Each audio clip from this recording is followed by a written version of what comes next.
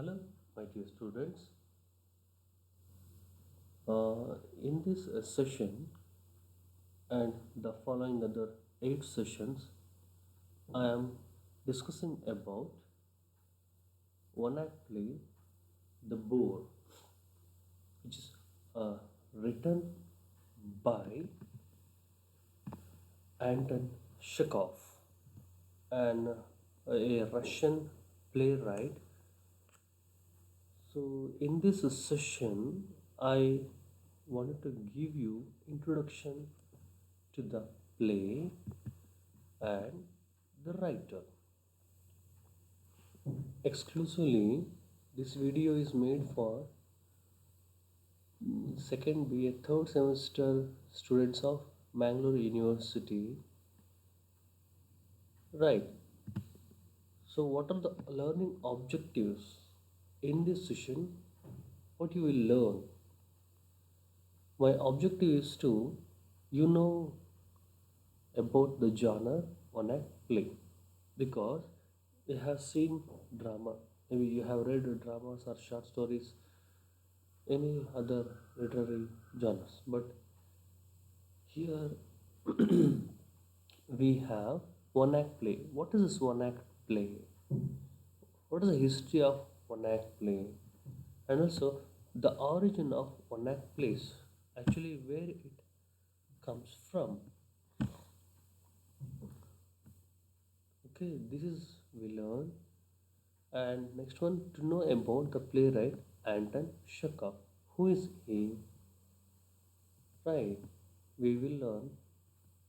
Then introduced to the play The Boor. So for your syllabus, Mangalore University has prescribed The Boor. So how you are exposed to that play? Okay, I am just giving introduction to the play in this session. Then after this session, what is the result? It is called as a session outcome.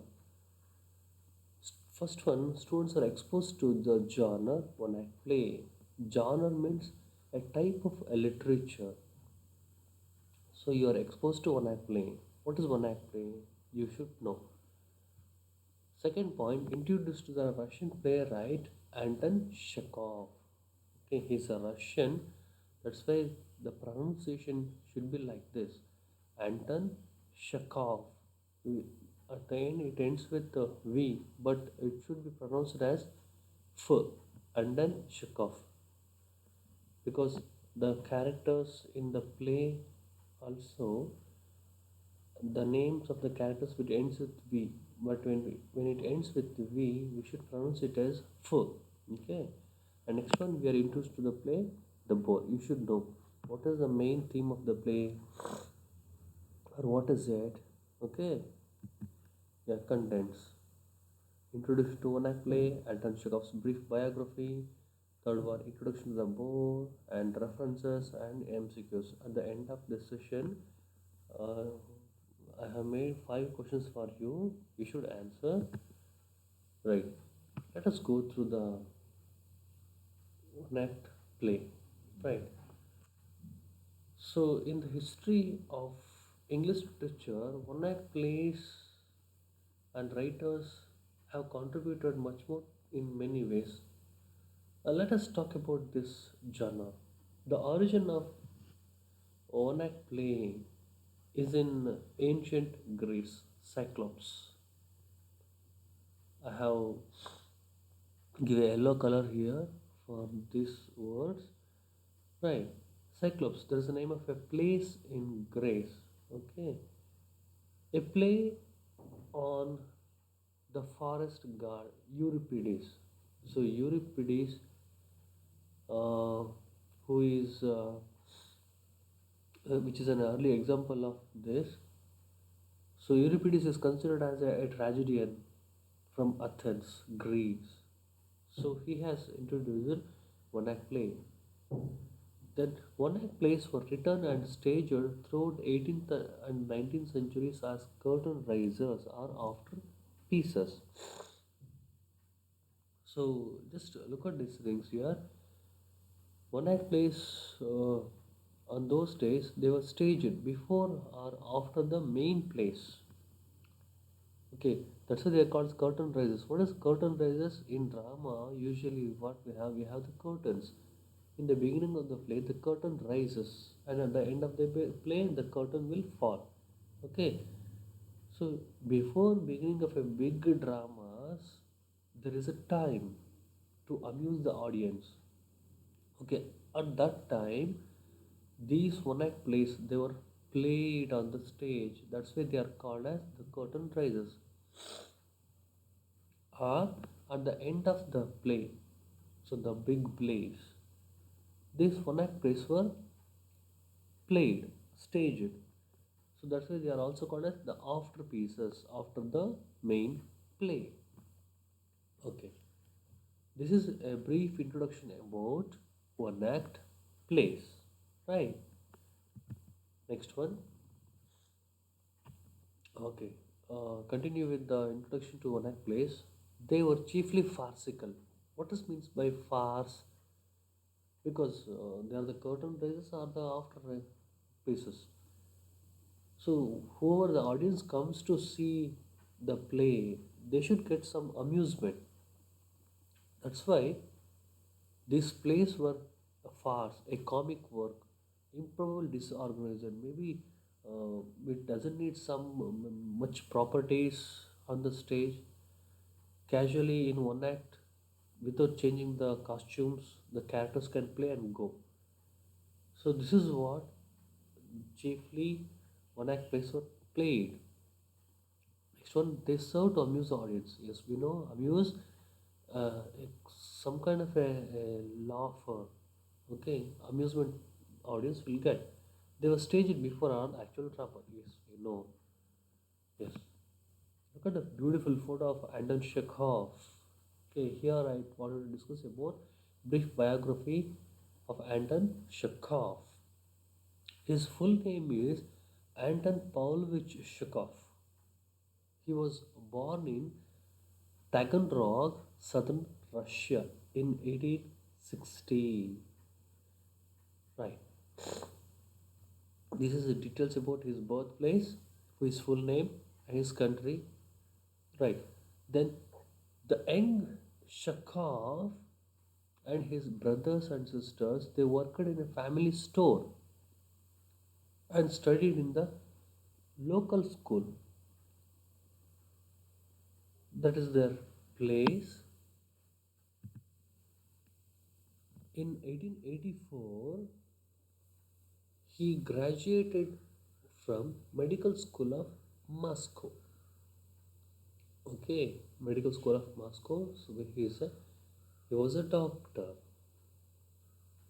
He worked in the hospital at Chikhino. It's the name of the place, Chikhino, after his graduations. Next, he died in 1904 due to tuberculosis.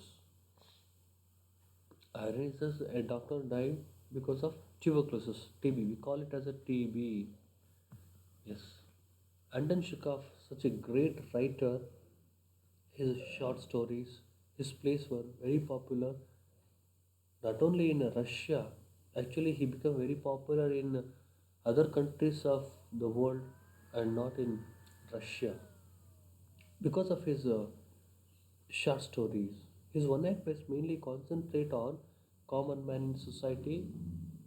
The play revolve around a minute details which expresses Saturn Chekhov's observation of the urban society. Okay, he play around the emotions of a people. Okay, the emotions of the people. This is a very brief biography of Anton Chekhov. Yes, here comes the play. In these slides, I give you introduction to the characters and what is happening in the play in brief. The Boor is full of fun and humor, depicts the love hate relationship between Look at the characters here.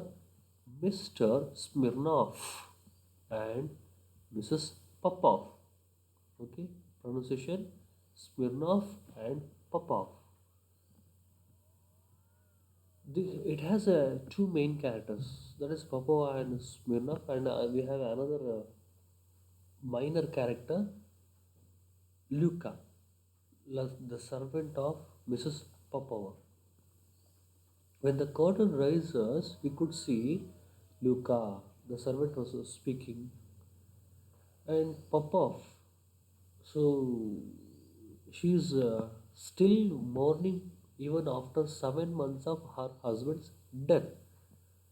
Because before 7 months ago, her husband died, so she was in a mourning dress. In European countries, mourning dress means she is wearing black dress. She was clad in a black dress, which shows that they are in a mourning. Okay, after 7 months, don't think is it possible.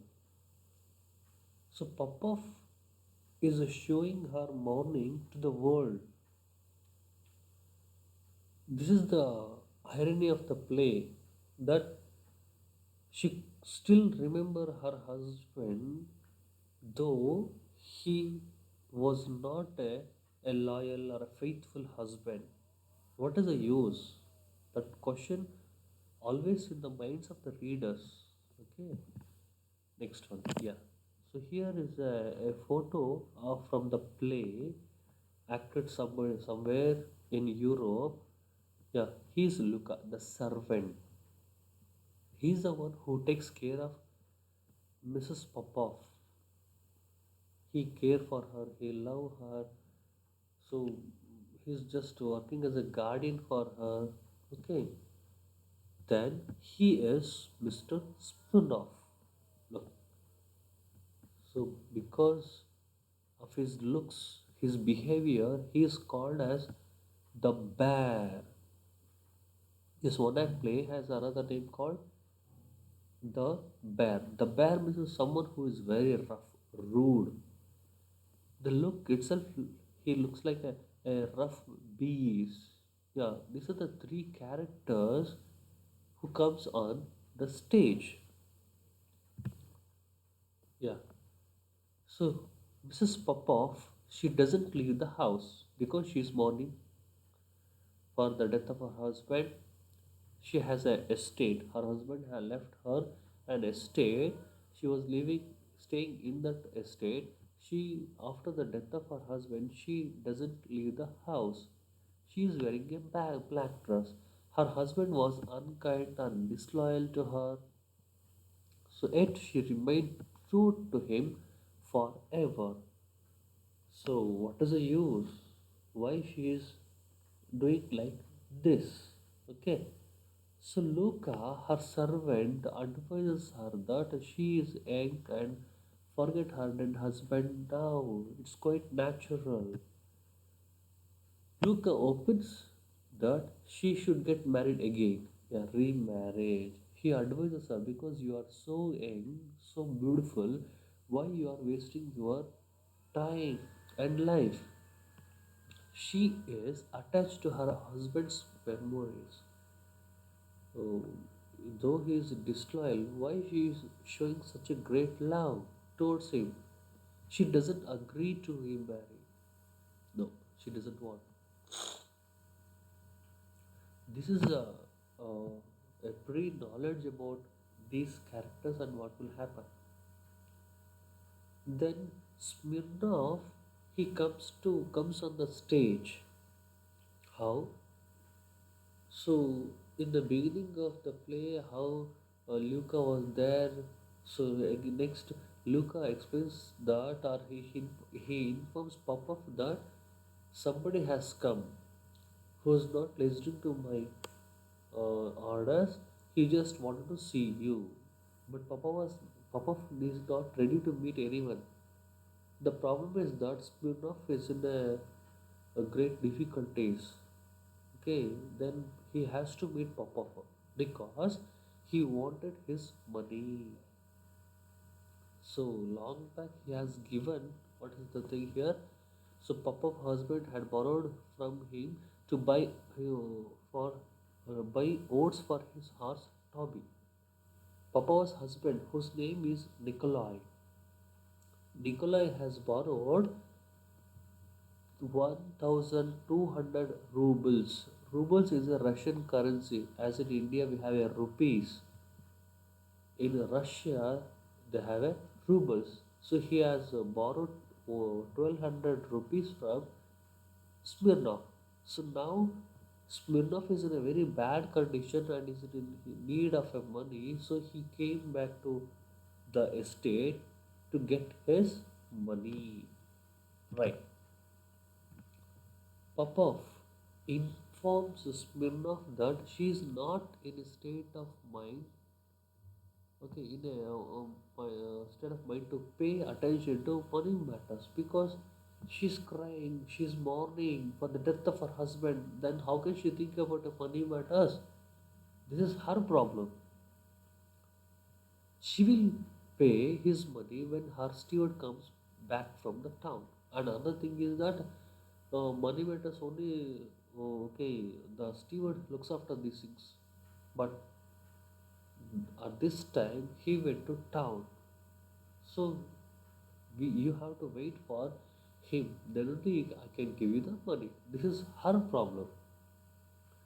Smirnov insists that he wants the money now because he has to pay the interest. The Smirnov is afraid of the creditors because he also has taken the loan from the bank. Okay, if he couldn't pay the interest, they will take his estate and give him a hard time. Okay, that's why he behaves very rudely.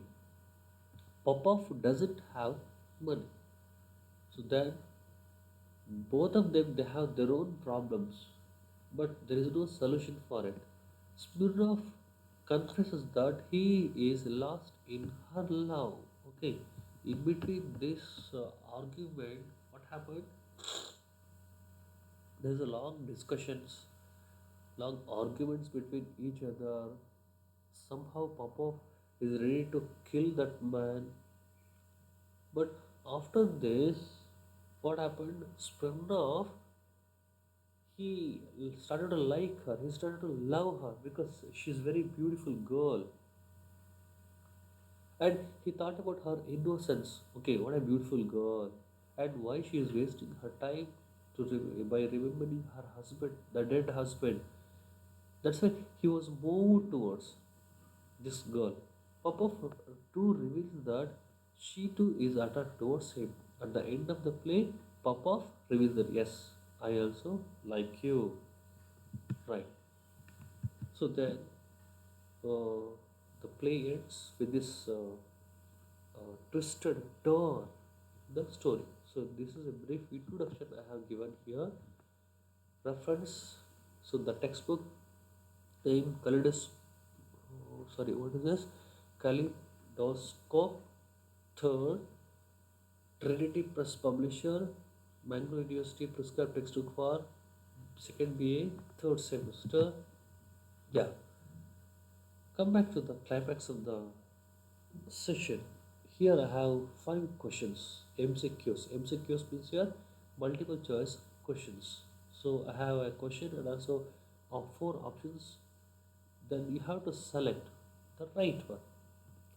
In the initial stage, one act plays were called as because in this session we have learned about one act play genre, brief introduction about Anton Chekov and also the Boor, right?